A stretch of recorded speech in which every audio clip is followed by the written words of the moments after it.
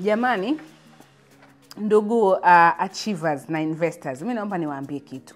Kuna baadhi ya content mimi huwa nafanya ambazo nafanya tu kwa sababu ya mapenzi au mapendo.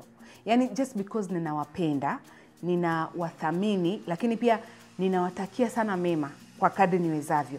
Kwa hiyo unakuta out of that natengeneza content. Hakuna hata ninachotaka kuuza wala hakuna, yani it's just out of love kwamba na make that content ili nimshtue mtu ambaye pengine hilo jambo hajui au analichukulia poa, basi nimkumbushe kwamba no, asichukulie poa na kadhalika. Mfano ni hii ya leo.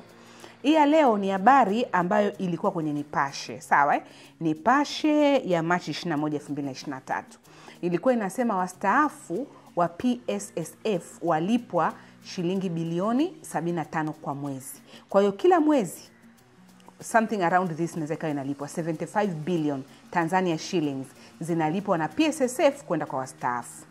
Sasa hii story inasema hivi kwamba mfuko wa hifadhi ya jamii kwa, nasoma hii paragraph 1, nimeandika pa number 1, niko kwenye hii paragraph, kwamba mfuko wa hifadhi ya jamii kwa watumishi wa umma PSSF ni mfuko wa hifadhi ya jamii kwa watumishi wa umma PSSF unatumia kila mwezi kati ya shilingi bilioni 74 hadi shilingi bilioni 75 kulipa malipo kwa wastaafu. Imefahamika. Kwa hiyo wanatumia hii pesa kulipa malipo kwa wastaafu na ni malipo ya ile pension. Sawa ile pension kiinua mgongo.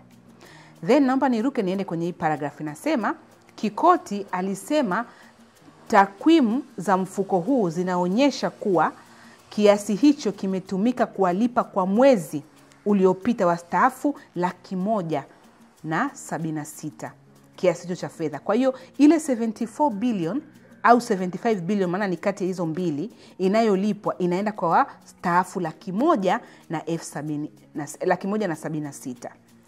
Then na huyu Mr. Kikoti ni nani? Ni meneja matekelezo wa PSSF. Matekelezo ni compliance. Kwa hiyo atakuwa ni compliance manager. Kwa Kiswahili ndo meneja matekelezo. Matekelezo ni compliance. Naamini hivyo. Wa PSSF anaitwa Victor Kikoti. Ndio huyu aliyosema kwamba wanaolipwa ni wastaafu 176,000.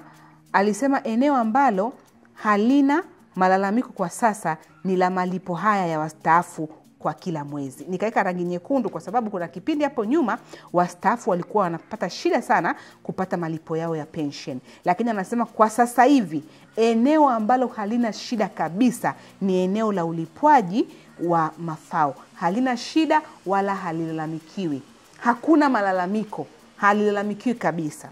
Then tusome hapa namba 4 kwamba mfuko sasa una miaka 7 tangu umeanzishwa mwaka 2018. JPM alivyoingia, kama mtakumbuka, aliyaunganisha kuna mifuko mingi, akaunganisha paka na mifuko miwili tu, NSSF ambao ulikuwepo toka zamani na ulikuwa ni moja katika ile mingi, akasema NSSF ibaki kwa ajili ya private sector, alafu PSSF ikaunganishwa ile mingine yote iwe kwa ajili ya public sector. Mfano palikuwa pana LAPF, palikuwa pana GPF, palikuwa pana PSSF, hivyo yani zilikuwepogi hizo zikaungana ndo zikawa PSSF. And then anasema kwamba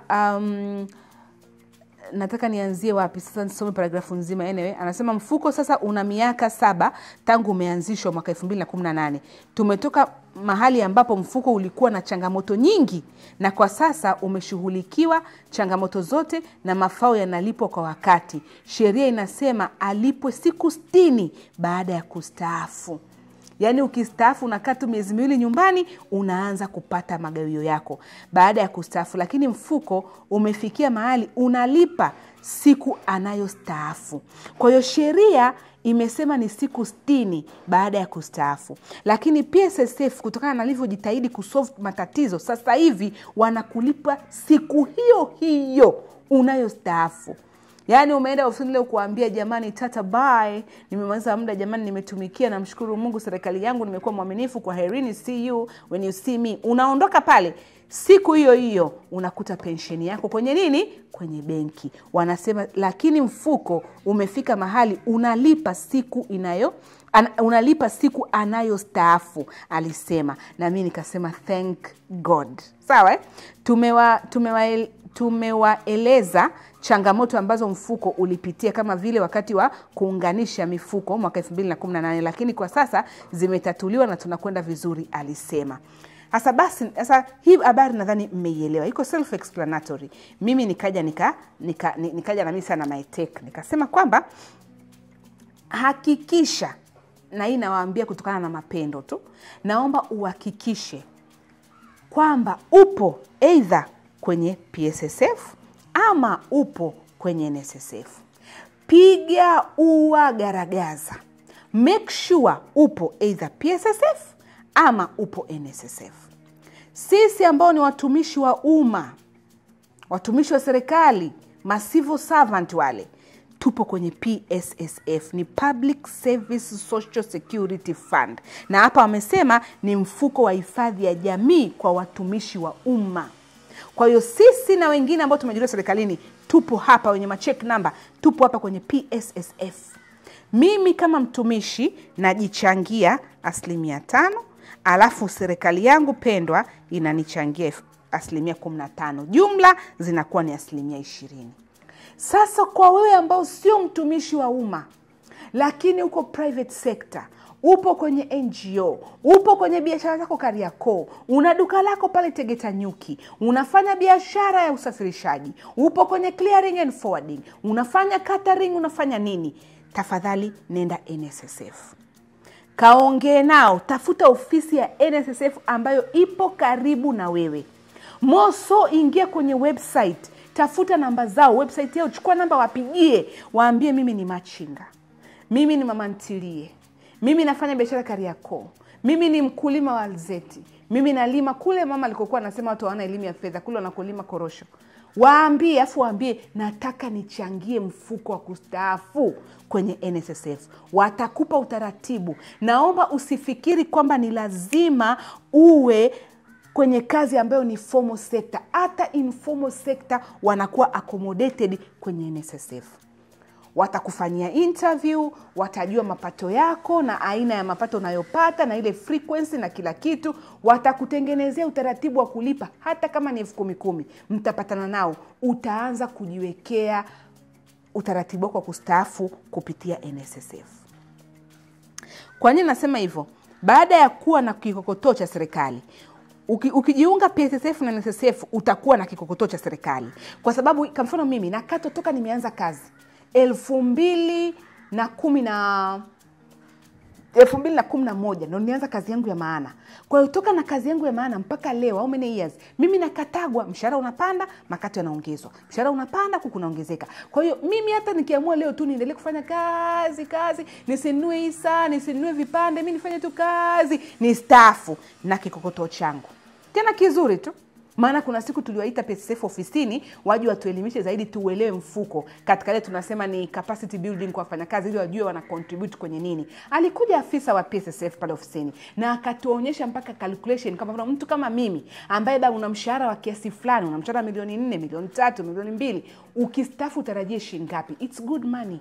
It's good money for retirement. Ndio maana naomba tuanzie hapa. Jitahidi uwepo hapa ama uwepo hapa. Sasa ukisha kuwepo hapa ama hapa, automatically utapata kikokotoo cha nini? Cha serikali. Ndio hii nimeandika hapa kwamba kikokotoo cha serikali unakipata hapo.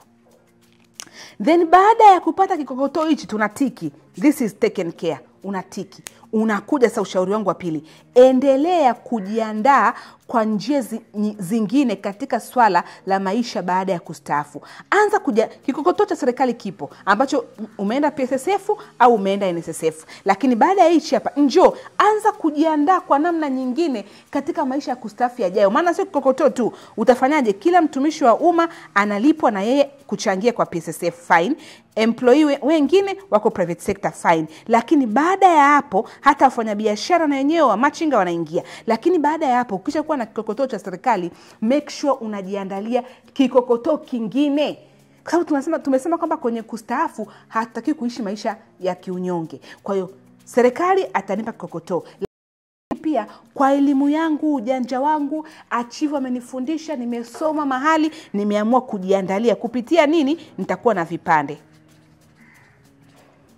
Au nitakuwa na hisa. Nitakuwa na bond. Nitakuwa na life insurance. zote hizi unazo. Kwa nini unajiandalia kikokotoo chako mwenyewe? Cha serikali kipo mkono huu, alafu kingine kipo hapa. Baadaye unastaafu unakuwa na vitu vimekaa viwili. Wewe unakuwa na shida gani?